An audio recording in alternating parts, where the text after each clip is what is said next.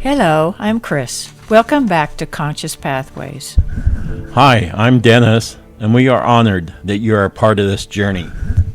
There comes a moment after the disorientation, the remembering, and even the unraveling when we stop asking and simply begin being.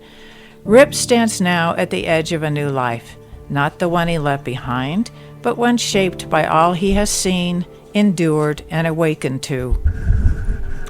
He no longer needs to explain himself, not to the villagers, not to the past, and not even to the version of himself who slept through it all. Rip has accepted that the world changed while he slept. But more importantly, he has changed too, and now he gets to choose how to live with that truth.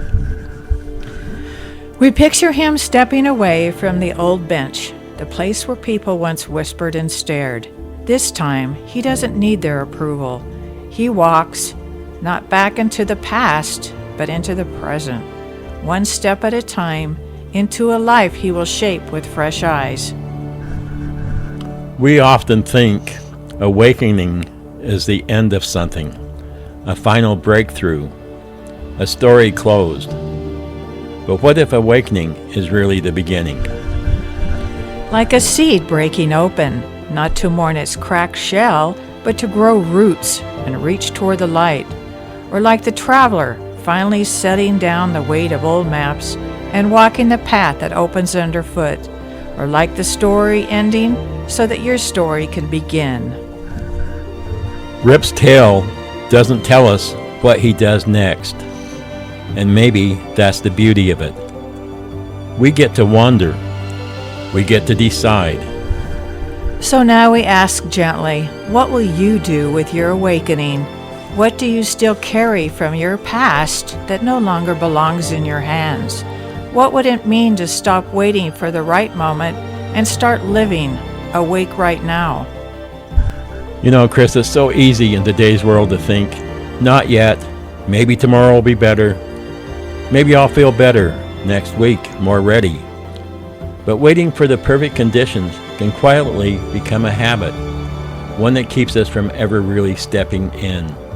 The truth is, the moment that matters most is usually this one. It's imperfect, it's uncertain, and it's real. What if that's enough?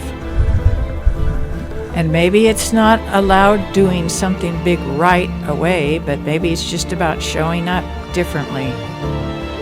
With more attention, more honesty, and more heart.